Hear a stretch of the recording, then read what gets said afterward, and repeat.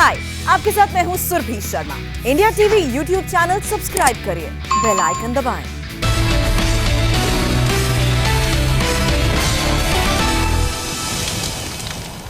अब आप देखने जा रहे हैं इलेक्शन स्पेशल शो चुनाव धमाका।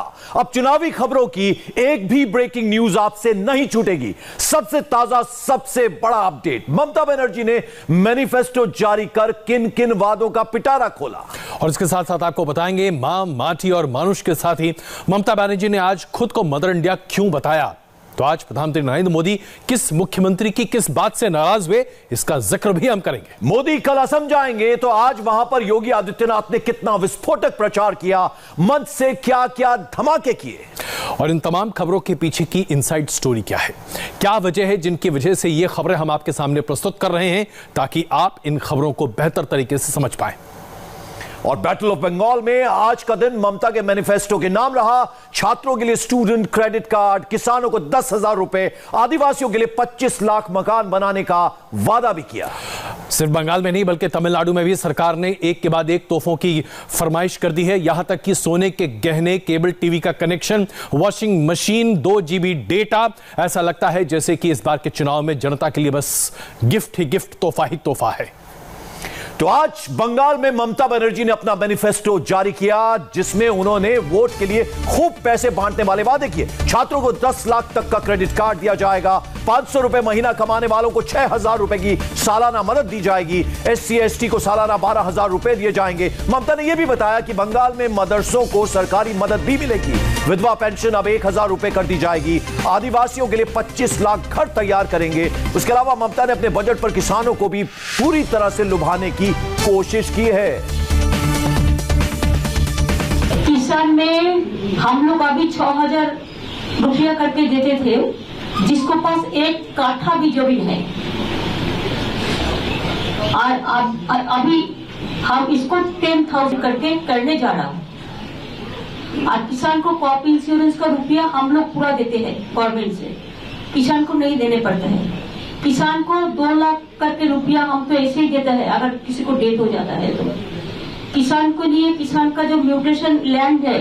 तो आपने देखा किस तरह से इन्होंने एक बार फिर कोशिश की ममता बनर्जी ने, जिसमें पूरी तरीके से अपनी सहानुभूति बटोरने के लिए सहानुभूति कार्ड फिर से खेला।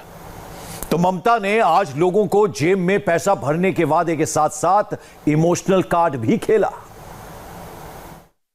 हमारा तबीयत ठीक नहीं है, हम चलने नहीं पाते हैं, लेकिन तब भी बहुत कष्ट करके, तकलीफ करके हम लोगों का पास जा रहे हैं। पहले हम पूरा ठीक रहने से 10 मीटिंग कर सकते थे, अभी 3-4 डेली, 3-4 का ज्यादा हम नहीं कर पाएंगे, लेकिन तब भी ठीक है। आम जनता ने भी इसको समझेगा। हम जिधर में भी जाते हैं, माँ बहन हमको पूरा समर्थन दे रहा है, नौजवान भी समर्थन दे रहा है। घायल शेरनी की अपनी संज्ञा को पूरी तरह से चरितार्थ करते हुए ममता बनर्जी इमोशनल कार्ड इसलिए भी खेल रही हैं क्योंकि पश्चिम बंगाल की जनता भावुक भी है और जानती है कि अगर भावनात्मक रूप से वो अपने नेता से जुड़ी रहेगी तो वोट की पूरी बौछार भी तो करेगी। तो बंगाल के बाद तमिलनाडु की अगर हम बात करें, तमिलनाडु में तीसरी बार सत्ता पाने के लिए AIADMK ने चुनावी वादों की झड़ी लगा दी। AIADMK ने हर परिवार के एक सदस्य को सरकारी नौकरी देने का वादा किया है। इसके अलावा वॉशिंग मशीन और BPL परिवार को फ्री केबल कनेक्शन के साथ साथ फ्री में सोलर गैस स्टोव, हर साल 6 फ्री सिलेंडर, छात्रों को एजुकेशन लोन माफ करने के साथ साथ उनको फ्री इंटरनेट डाटा देने का वादा भी किया। AIADMK ने सत्ता में वापसी पर मद्रास हाईकोर्ट का नाम बदलकर तमिलनाडु हाईकोर्ट करने की बात भी कही है। कुल मिलाकर देखा जाए तो अगर आप दक्षिणी राज्यों के चुनावी घोषणा पत्र को पढ़ें तो ऐसा लगता है कि इसमें तो सब कुछ मुफ्त ही है। अगर सिर्फ ADMK के इस चुनावी घोषणा पत्र को आप समझें तो यह समझिए कि प्रति परिवार ADMK 50,000 से 60,000 रुपए प्रति माह देने की बात कर रहा है। अगर इतने पैसे मुफ्त में मिल जाए तो काम करने की आवश्यकता ही क्या है। वैसे आपको बता दें, तमिलनाडु चुनाव में कोई किसी से कम नहीं है। DMK ने 500 चुनावी वादे किए, बाकायदा अपने वादे पूरा करने के लिए एक अलग मंत्रालय बनाने की घोषणा भी कर दी। डीएमके ने सत्ता में आने पर हर सिलेंडर 100 रुपए सस्ता करने का ऐलान किया। अलावा इसके सभी सरकारी स्कूल और कॉलेज के छात्रों को फ्री में टैबलेट देने का वादा किया। साथ ही में डीएमके ने दूध की कीमतों में कटौती करने की बात भी कही। पार्टी ने घोषणा की है कि सत्ता में वापसी पर दूध की कीमतें 3 रुपए कम कर देंगे। इसके अलावा प्रत्येक राशन कार्ड धारी को एक बार 4,000 रुपए दिए जाएंगे, तो वहीं किसानों को नया मोटर खरीदने के लिए एक बार में 10,000 रुपए भी डीएमके देगी। दरअसल डीएमके की रणनीति पुरानी रही है। करुणानिधि ने इसकी शुरुआत की थी, जब करुणानिधि ने यह सबसे पहले कहा था तकरीबन 20 साल पहले कि हर घर में एक मिक्सी मुफ्त मिलेगा, और उस वक्त मिक्सी की कीमत बड़ी जबरदस्त हुआ करती थी। मिक्सी आज किस तरह से इंटरनेट की सुविधाओं में तब्दील हो गया, यह आपने देखा ही है। और अब बात उस खबर की जो हर किसी से सीधे तौर पर जुड़ी हुई है। आज प्रधानमंत्री मोदी ने राज्यों के मुख्यमंत्रियों के साथ कोरोना को लेकर एक हाई लेवल मीटिंग की। इस मीटिंग में मोदी ने दवाई भी और कड़ाई भी का नया मंत्र दिया। इस मीटिंग में प्रधानमंत्री मोदी ने वैक्सीन बर्बादी पर अपनी नाराजगी भी जाहिर की। देश के वो कौन से राज्य हैं जहां पर वैक्सीन बर्बाद हुई और प्रधानमंत्री ने क्या निर्देश दिए हैं, जरा वो भी जानिए। हमें वैक्सीन डोसेज वेस्ट होने की समस्या को बहुत गंभीरता से लेना चाहिए। तेलंगाना और आंध्र प्रदेश में 10% से ज्यादा वैक्सीन वेस्टेज है। यूपी में भी वैक्सीन वेस्टेज करीब करीब वैसा ही है। वैक्सीन क्यों वेस्टेज हो रही है, इसकी भी राज्यों में समीक्षा होनी चाहिए, और मैं मानता हूं हर रोज शाम को इसकी मॉनिटरिंग की व्यवस्था रहनी चाहिए, और हमारी सिस्टम को प्रोएक्टिव लोगों को कांटेक्ट करके एक साथ इतने लोग मौजूद रहें ताकि वैक्सीन वैक्सीन वेस्टेज न जाए, इसकी व्यवस्था होनी चाहिए। प्रधानमंत्री की चिंता अपने आप में बहुत सही है। जरा सोचिए, 30 लाख लोगों को प्रतिदिन वैक्सीन देने की कोशिश अभी की जा रही, जिसमें सफलता भी मिल रही। अगर उसका 10% यानी कि 3 लाख वैक्सीन बर्बाद हो जाता है, तो जरा सोचिए क्या 3 लाख लोगों की जान हम दांव पर नहीं लगा रहे। और इसके साथ साथ इसका कैस्केडिंग इफेक्ट कितना ज्यादा है, इसलिए आवश्यक है कि हम संयम के साथ वैक्सीन की हर डोज को उतनी अहमियत दें जितनी हम जान को देते हैं। यहां आपको यह भी बता दें, कोरोना कंट्रोल पर जब पीएम मोदी मुख्यमंत्रियों के साथ वर्चुअल मीटिंग कर रहे थे, उस वक्त ममता बनर्जी मीटिंग में ना शामिल होकर झारग्राम में चुनावी रैली कर रही थी। दीदी ने आरोप लगाया कि बंगाल को वैक्सीन नहीं दे रहा है केंद्र। वहीं मंच से बड़ा ऐलान कर दिया, कहा बंगाल में कोरोना की वैक्सीन मुफ्त में लगाई जाएगी। আমি বলছি কোভিডে ইনজেকশন দাও সাধারণ মানুষকে, আমাদের হাতে নেই, ওটা সেন্ট্রাল গভর্নমেন্ট পারমিশন না দিলে হবে না।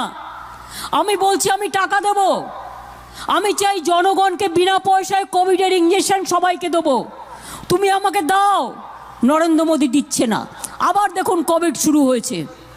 আমরা তো কোভিডে আপনাদের ভালো রেখেছিলাম, আগামী দিনও ভালো থাকবেন, কিন্তু মনে রাখবেন আমি বলছি বিনা পয়সায় দেব, উনি দিচ্ছেন না। কেন দিচ্ছেন না?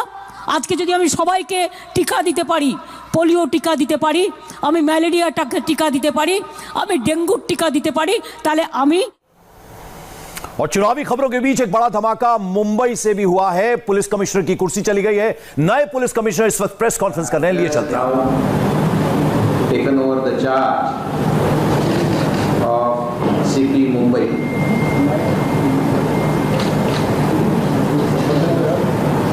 हा चार्ज मी नुकताच घेतलेला आहे आणि आपण सर्व पत्रकार बंधूंना, आपणा सगळ्यांना माहिती आहे, सध्या मुंबई पोलीस एका कठीण समस्येमधून जात आहे आणि ही समस्या आपण सगळ्यांच्या मदतीने और पुलिस अधिकारी कर्मचारी की मदद से इस समस्या से पार पाने के लिए महाराष्ट्र सरकार ने मुझे जिम्मा सौंपा है। सोडविण्यासाठी महाराष्ट्र शासनाने मुंबई पुलिस माझी नेमणूक केलेली आहे आणि महाराष्ट्र शासनाच्या नेमणुकीच्या आदेशाप्रमाणे मी हा कार्यभार स्वीकारलेला आहे। येणाऱ्या दिवसांमध्ये जी मुंबई पोलीसची प्रतिमा मलिन झालेली आहे त्याला चांगल्या करण्याचा मुंबई पुलिस की छवि सुधारने के लिए मुझे मुंबई के छोटे से छोटे पुलिसकर्मियों से लेकर बड़े अधिकारी तक अधिकारी कर्मचारी मिलेगा, ये मुझे उम्मीद है। कॉन्स्टेबल दर्जापासून असो की सर्वोच्च इस काम में सहयोग दे, आयुक्त दर्जापर्यंत असो सगळ्यांचं सहकार्य सहभाग या कार्यामध्ये तो मुझे सहयोग दे। लाभणार आहे आपके सहयोग से निश्चितपणे मला मिळेल इसका नाम हम फिर से रोशन करेंगे और मुंबई पुलिस को किसी टीका टिप्पणी का सामना नहीं करना पड़ेगा। आपण सगळ्यांनी या कामामध्ये सहकार्य करावं जेणेकरून महाराष्ट्र पोलीसचं मुंबई पोलीसचं जनता के सहयोग नाव से चांगलं होईल सक्षम पुलिस दल के रूप में हम कार्य कर आणि सकेंगे। कोणत्याही प्रकारची टीका मुंबई पोलीस ऐसा मैं आपको भरोसा देता हूँ। अशी परिस्थिती पिछले कुछ दिनों से आपल्या सगळ्यांच्या सहकार्याने नागरिकांच्या सहकार्याने आम्ही एक चांगलं पोलीस दल सक्षम पोलीस दल म्हणून जिस तरह से अधिकारियों का इन्वॉल्वमेंट है वो ठीक नहीं है अशी मी आपला और इसकी सही जांच एजेंसी चाहे वो एनआईए हो या फिर एटीएस हो जे काही एजेंसी द्वारा बघताय इस मामले की जांच की जाएगी त्या प्रकारचं और वो जांच सही दिशा में होगी, ये मुझे विश्वास है। आणि त्याचा रितसर तपास जो कोई भी इसमें दोषी होगा या जिसका भी इसमें सहभाग होगा असे उनके ऊपर इतिहास असेल यांच्याकडून कार्रवाई की जाएगी। झालेल्या गुन्ह्याबाबतचा तपास करण्यात येत ये आहे मीडिया के लोगों से ये आणि विनती है योग्य रीतीने तपास होईल याची मला पूर्ण खात्री आहे कि अपने जे जो कोणी दोषी असतील जे कोणी याच्यामध्ये सहभागी असतील ऐसा होगा तो ऐसा कैसा होगा और वैसा होगा तो कैसा होगा, योग्य ती कारवाई करण्यात येईल हाइपोथेटिकल माझी सर्व पत्रकार प्रश्न बंधू भगिनींना विनंती आहे की त्यांनी हाइपोथेटिकल सवाल न पूछते हुए जो फैक्चुअल क्वेश्चन थे उस पर पूछते। असं झालं तर कसं होईल तसं झालं तर कसं होईल दूसरी बात, उनसे भी ऑन गोइंग जांच को लेकर बोलना ठीक नहीं होगा, न करता वो जांच का विषय है वैचारिक और पातळीवर प्रश्न न ठेवता न्याय प्रविष्ट होगा। ज्या फॅक्ट आहेत त्याच्याबद्दल बोलावं चल रही जांच को लेकर कोई भी कमेंट करना ठीक नहीं होगा। कोणत्याही ऑनगोइंग इन्व्हेस्टिगेशन बद्दल बोलणे योग्य नाही अगर आप पत्रकार लोगों को कुछ सवाल होंगे तो त्या तपास मैंने अभी विचार लिया है, आणि इसलिए न्यायाधीशांचा भाग आहे मुझे कोणत्याही ऑनगोइंग इन्व्हेस्टिगेशन बद्दल फैक्ट और कमेंट करणं स्टैटिस्टिक आंकड़े मेरे पास नहीं है। तिसरं पहले भी मुंबई तुमच्यापैकी काही एसएससीपी के तौर पर काही प्रश्न असतील इस साल एडिशनल सिटी के तौर पर काम किया है, इस साल ज्वाइंट सिटी एडमिनिस्ट्रेशन के तौर पर काम किया है, स्टॅटिस्टिक्स किंवा फॅक्ट्स जिन आपके सवाल का जवाब दे सकता हूँ। ये है कि मी अगोदर मुंबई सिटी को एक बार एक ही सवाल ऍडिशनल सीपी क्राईम 3.5 वर्ष 1 वर्ष ऍडिशनल सीपी ईस्ट रिजन आणि 2 वर्ष जॉईंट सीपी ऍडमिनिस्ट्रेशन तर तुमच्या काही प्रश्नांची उत्तर सवालों को खत्म हो जाएगा, उसका जवाब खत्म होगा तब मैं दूसरे का सवाल का जवाब दूंगा। एका पत्रकारांनी एकच प्रश्न विचारावा, दुसऱ्या पत्रकारांना सुद्धा संधी द्यावी आणि जेव्हा सगळ्या पत्रकारांचा एक प्रश्न संपेल त्याच्यानंतरच दुसरा प्रश्न विचारण्याची परवानगी देण्यात येईल, ती मला वेळ असेल तर। सर आपका एक सवाल है, जिस तरह से पूरा प्रश्न सामने आया है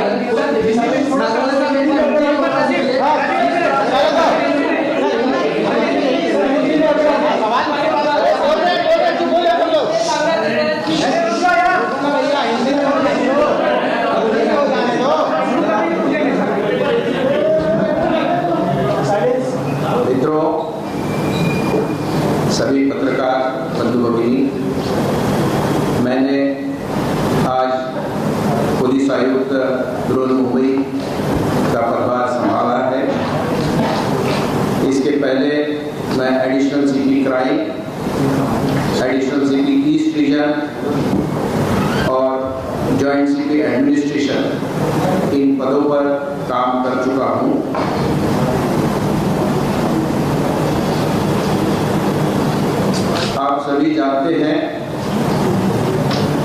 फिलहाल मुंबई पुलिस एक नाजुक दौर से गुजर रही है।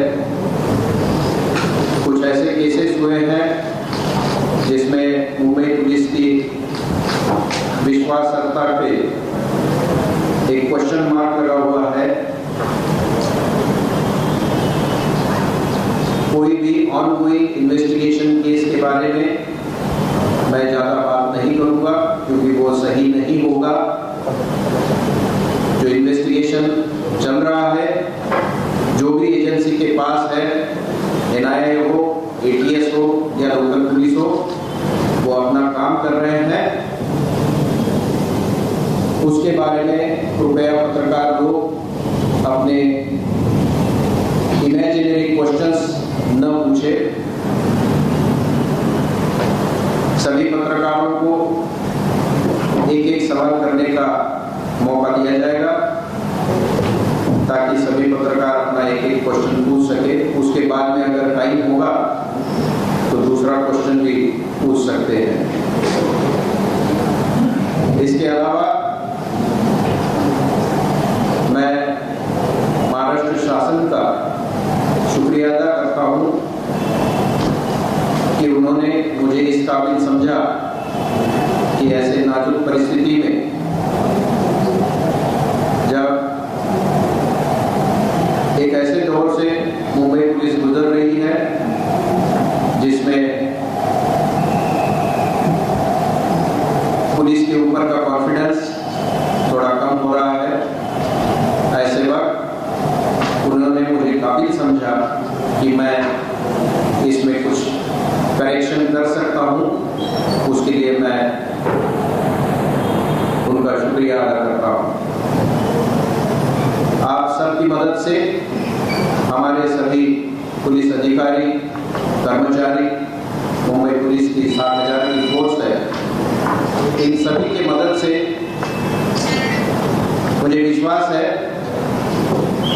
कि जो गंवाई हुई विश्वास करता है उसको हम फिर से पुराने दौर में ला सकेंगे और एक अच्छा काम करके हम मुंबई पुलिस का नाम फिर से। तो अभी आप देख रहे थे मुंबई पुलिस के नए कमिश्नर और सचिन वाजे के नाम पर जिस तरह से मुंबई पुलिस का नाम खराब हुआ और एंटिला केस को लेकर जो उन्होंने बातें कही, ये अपने आप में बड़ा दीगर है। सबसे बड़ी बात यह है कि इसका एक बहुत बड़ा राजनीतिक परिप्रेक्ष्य भी है क्योंकि इस पूरे मुद्दे पर राजनीति भी हावी रही है। भारतीय जनता पार्टी इस मुद्दे पर काफी अग्रसर रही है। शिवसेना की सरकार, अगुवाई की सरकार अब जरा इस पर बैकफुट पर दिखाई दे रही, वरना परमबीर सिंह जो कि मुंबई पुलिस कमिश्नर थे, उनका हटाया जाना इस बात का सूचक है कि अब महाराष्ट्र सरकार इस पूरे मामले को संजीदगी से ले रही है और भारतीय जनता पार्टी का पलड़ा फिलहाल भारी दिखाई दे रहा है। तो आपने देखा, आज सबसे बड़ा धमाका महाराष्ट्र में सचिन वाजे केस को लेकर है। देवेंद्र फडणवीस ने आरोप लगाया कि जब वो सीएम थे तब उद्धव ठाकरे ने सचिन वाजे को वापस नौकरी में लेने के लिए कहा था। देवेंद्र फडणवीस ने पूछा कि परमबीर सिंह और वाजे का पॉलिटिकल बॉस कौन है। इसका जवाब दिया है शिवसेना नेता संजय राउत ने। आनंद प्रकाश पांडे हमारे सहयोगी ने संजय राउत से बात की, जरा सुनिए। शिवसेना के वरिष्ठ नेता संजय राउत हमारे साथ हैं। सर, आखिर क्यों आपको मुंबई पुलिस के कमिश्नर का सरकार को तबादला करना पड़ा? ये एक रूटीन प्रोसेस है। सरकार को लगा होगा कि ये समय है कि कुछ बदलाव करना चाहिए होम डिपार्टमेंट में, तो उससे किसी के मन में कोई शंका आशंका पैदा होने की ज़रूरत नहीं है। मुंबई बड़ा शहर है, बड़ा पुलिस फोर्स है, प्रोफेशनल पुलिस फोर्स है। परमबीर सिंह साहब भी बहुत ही बड़े अधिकारी है, अच्छे अधिकारी है, बहुत ही हिम्मतबाज अधिकारी है, अफसर है। तो आपको क्या लगता है, तबादले तो सर्विस में होते रहते हैं। लेकिन सर, जिस तरह से लगातार ये आरोप लग रहा था कि मुंबई पुलिस कमिश्नर जो हैं उन्होंने इस पूरे मामले को, हिरेन मनसुख मामले को मिस हैंडल किया और सचिन वाजे को उन्होंने प्रोटेक्ट किया। देखिए, वो आप नहीं तय कर सकते या मैं नहीं तय कर सकता। अब NIA की जो जांच चल रही है, सेंट्रल गवर्नमेंट या ATS, वो तय करेगी क्या हुआ है और क्या नहीं हुआ है। लेकिन बीजेपी तो यही आरोप लगा रही है कि सचिन वाजे और परमबीर सिंह तो एक मोहरा है, असली जो किरदार है इसके पीछे वो तो सत्ता में बैठे हुए हैं। बीजेपी कौन है, अपोजिशन में है महाराष्ट्र में, उनका काम है इस प्रकार से आरोप करना। उनके हर आरोप को जवाब देना ये कोई हमारा काम नहीं है। लेकिन देवेंद्र फडणवीस ने एक बड़ा आरोप लगाया है कि जब वो मुख्यमंत्री थे तो शिवसेना ने सचिन वाजे के लिए पैरवी की थी। ऐसे बहुत से लोगों को पूरे देश में सर्विस में लिया जाता है। गुजरात में क्या हो गया आपको मालूम, और राज्यों में क्या होता है वो भी आपको मालूम है। व्यापम घोटाले में जो लिप्त अधिकारी थे उनको भी सर्विस में लिया गया बाद में। तो ये सवाल किसी से कोई नहीं पूछना चाहिए जब किसी की सरकार बनती है। जो सरकार जिससे कंफर्टेबल होती है उससे सेवा लेती है। ये तो कह रहे हैं कि सत्ता में जो लोग बैठे थे वो सचिन वाजे और परमवीर सिंह को हैंडल करते थे, सीधा निशाना मुख्यमंत्री पे है। ठीक है, उनके पास अगर दूसरा कोई काम नहीं है उसके सिवा बोलने का तो बोल लीजिए। अपोजिशन के लीडर है बड़े, उनका काम है। दिल्ली में आकर बात किया है, कल आज मैंने भी सुन ली है, करने दीजिए। क्या उद्धव ठाकरे का इसमें कोई रोल है, जैसा कि सीधा सीधा आरोप लगा रहे हैं देवेंद्र फडणवीस? क्या है ये रोल, और ऐसी कौन सी नौबत आ पड़ी है? इतना बड़ा स्टेट है, इतना बड़ा शहर है, तबादला कर दिया मुख्यमंत्री साहब ने एक अधिकारी का, उसमें इतना बड़ा हंगामा करने की जरूरत नहीं है। क्या फडणवीस साहब के कार्यकाल में किसी के तबादले नहीं हुए? क्या हुए ना? वो तो ये कह रहे हैं कि सचिन वाजे हो या परमवीर सिंह हो, ये लोग एक्सटॉर्शन करते हैं, काम ही था एक्सटॉर्शन करना। हाँ ठीक है, आरोप करना भी उनका काम है, अपोजिशन का करने दो, ठीक है। लेकिन सर जिस तरह से ये पूरा मामला हुआ, आपको कि दबाव में उद्धव सरकार ने तबादला किया है परमवीर सिंह का? हमारी सरकार इसी दबाव में काम नहीं करती, यह हमारा यूएसपी है।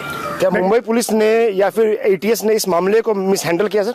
कुछ नथिंग ऐसा। जब एनआईए को जांच दी गई उसके बाद ये सब कड़ियां खुलती गई, सचिन वाजे क्या रोल था? सच सामने आ जाएगा जल्दी। हाँ। तो आपने देखा संजय राउत जो कि सामना के एडिटर भी हैं, लेकिन कई बार पत्रकार अपनी बात कही जाता है। उन्होंने कहा कि सरकार जब किसी के साथ कंफर्टेबल होती है तो उसकी सेवाएं लेती है, यानी कि परमवीर सिंह और सचिन वाजे के साथ शिवसेना की सरकार कंफर्टेबल थी। अगर ये बात संजय राउत खुद अपने आप में मानते हैं तो इसके बाद क्या इस बात पर अब कहीं कोई पर्दा है कि सचिन वाजे शिवसेना की नजदीकियों की वजह से ही तमाम इन्वेस्टिगेशन में शामिल हो रहे थे और वो कर रहे थे जो राजनीतिक तौर पर शिवसेना के लिए फायदे का सौदा था। और ब्रेक के बाद हम बात करेंगे असम की कामाख्या मंदिर से आज योगी आदित्यनाथ ने क्या कुछ कहा, सुनाएंगे इस ब्रेक के बाद।